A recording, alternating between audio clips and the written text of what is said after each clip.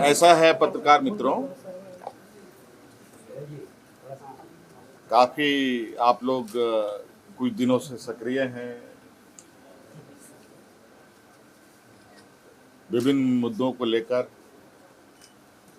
और सरकार भी कई मुद्दों को लेकर चिंतित है और समस्याओं का समाधान करने की भी इच्छा रखती है।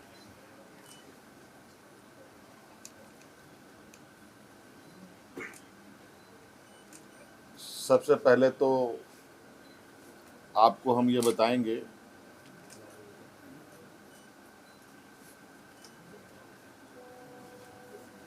कि अभी वर्तमान में जो हमारे नौजवान छात्र छात्राएं अपनी मांगों को लेकर आंदोलनरत हैं और जो उनकी कुछ मांगे रही हैं, समय समय पर आपको ये बात पता चला होगा कि कुछ वार्ताएं भी हुई। वार्ता में क्या बातें मानी गई, क्या बातें नहीं सुलझ पाई, और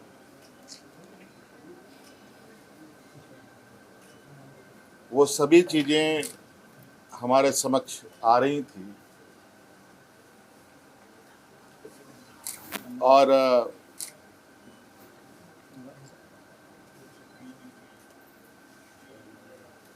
चूंकि आपको पता है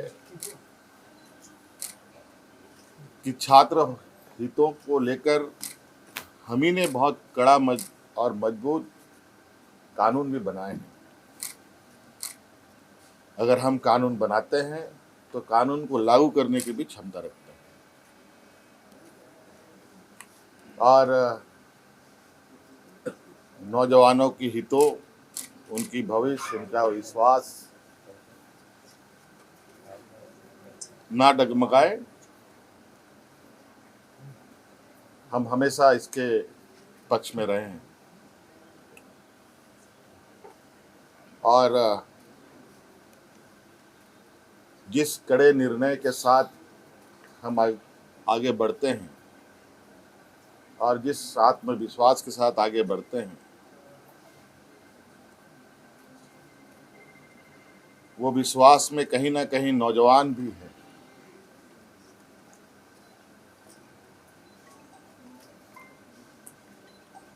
और आपको पता है कि झारखंड में जेपीएससी जेएसएससी के द्वारा नौजवानों की नियुक्ति होती है और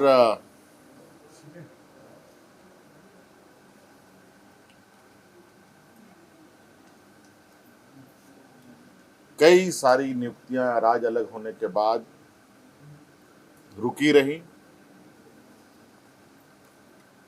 फिर कुछ बढ़ी, फिर रुकी, कई सवालें भी आई, कई जांच एजेंसियां भी इसमें शामिल हुई और कई चीजों के परिणाम भी आप लोगों के समक्ष हैं। मैं बहुत लंबा इसमें नहीं जाते हुए वर्तमान परिस्थिति पर ही आप लोगों से बात बताना चाहूँगा कि विगत दिनों से हमारे जो नौजवान जयपाल सिंह स्टेडियम में अलग अलग खेमों में बैठ कर के अपनी मांगों को लेकर के बैठे हैं, मैं उनको अलग अलग खेमा नहीं मानता। वो सभी नौजवान अपने भविष्य की चिंता को लेकर हैं और इस विषय पर जैसे कि पहले हमारे मंत्री गणों की जो टीम थी, उनके साथ बैठक में सुलझा लिया गया था। जैसे रिफॉर्म्स की बात थी, ये आप लोगों के माध्यम से ही उन छात्रों की बातें हमारे कानों तक में आई, हमारी कमेटी के द्वारा भी हमारे कानों तक में आई। रिफॉर्म्स में निश्चित रूप से बिल्कुल पारदर्शिता के साथ आगे सरकार काम करेगी। रिफॉर्म्स में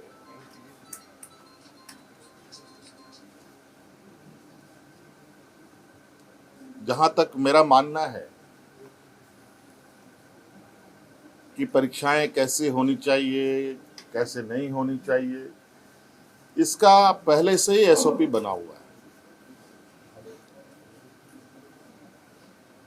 और कहीं ना कहीं अगर वो एसओपी का पालन होता तो ये गड़बड़ियां नहीं होती।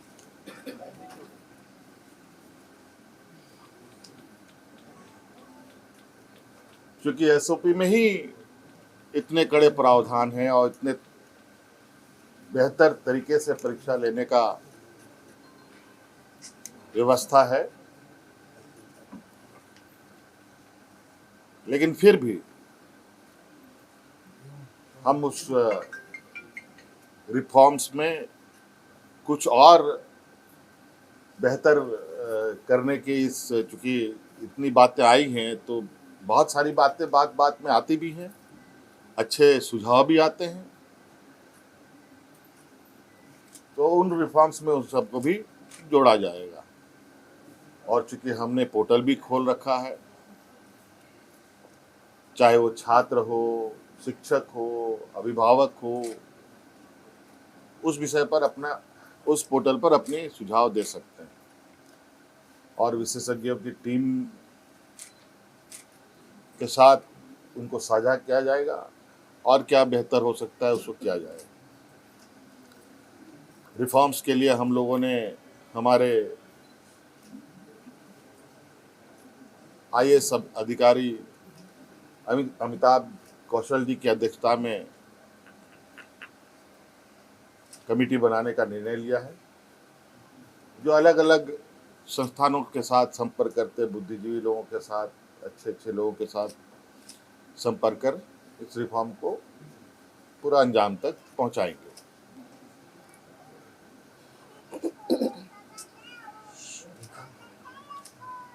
दूसरी बात,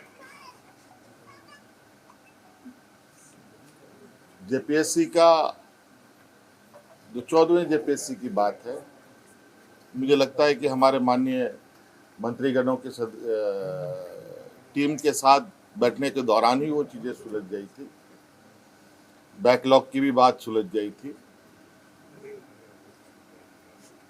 और कई जगह पर लोग नियुक्त भी हुए हैं। उसको लेकर छात्र के तरफ से भी और मंत्रीगणों की तरफ से भी कोई कंक्लूजन पर नहीं पहुंच पाए। आज इस विषय को पटाक्षेप करने के लिए हम लोगों ने कैबिनेट की विशेष बैठक की। इस बैठक में उन सभी चीज़ों का समाधान निकालते हुए हम लोगों ने निर्णय लिया है कि टीडीपीएल द्वारा किए गए परीक्षाएं,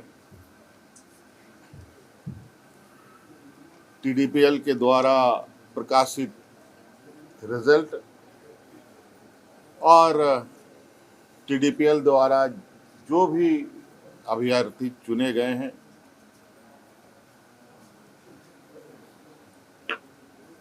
या शामिल हुए या टीडीपीएल के जितनी भी गतिविधियां यहाँ हुई हैं, उन सभी को कैंसिल किया जाता है, रद्द किया जाता है।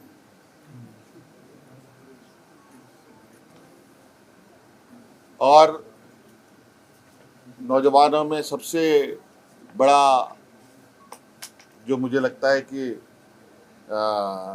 मुख्य मांग उनका सबसे प्रमुख मुख्य मांग रहा है जेपीएससी सीजीएल के संदर्भ में,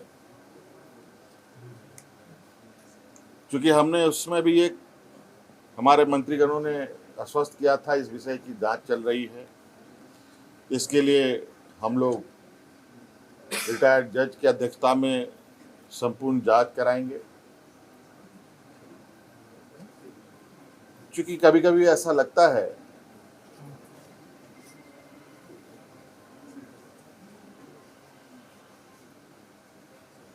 कि हम ही सही हैं, कभी कभी ऐसा लगता है कि छात्र भी सही हैं। इन दोनों के बीच में फर्क करना थोड़ा कठिन हो जाता है। और इस विषय को लेकर हमने जो एसआईटी की टीम जांच कर रही है और सीआईडी की जो टीम जांच कर रही है, इन दोनों के जांच के दौरान बहुत सारे ऐसे तथ्य आ रहे हैं जो चौंकाने वाले हैं। क्योंकि जांच का विषय है, बहुत खोल के बातें कहना संभव नहीं है। और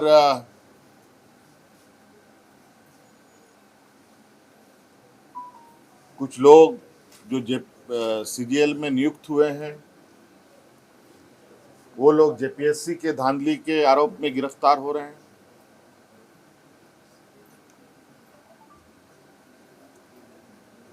और कई कंपनियां जो यहाँ कार्यरत हैं, अलग अलग समय में भी कार्यरत रहे हैं, इन सब का एक बहुत बड़ा नेटवर्क का घालमेल प्रतीत होता है। जांच के दायरे में तो हम पूरे 2014 से लेकर अब तक की हुई इसके परीक्षाओं की जांच में है। हमने विभाग को कहा है, सीआईडी को कहा है, अब जब इसका ऑपरेशन हुआ ही है तो पूरे तरीके से इसका ऑपरेशन होनी चाहिए। और जो हमें जानकारी सीजीएल को लेकर हम लोग के समक्ष बताया गया और उस तथ्यों को समझ बुझने के बाद आज कैबिनेट ने जेएसएससी सीजीएल को भी रद्द करने का निर्णय लिया और पूरा 2014 से अब जितनी भी छोटी बड़ी गलतियां हुई हैं, जिससे भी हुई है, सभी की जांच होगी। और साथ में बहुत जल्द केंद्र सरकार के द्वारा जो एमएमडीआर एक्ट में जो बदलाव किया गया है, उस संदर्भ में भी हम लोग चर्चा के लिए एकत्रित होंगे। हो सकता है इस विषय पर एमएमडीआर एक्ट संशोधन पर हमें विशेष सत्र भी बुलाना पड़े, तो हम लोग बुलाएंगे। धन्यवाद।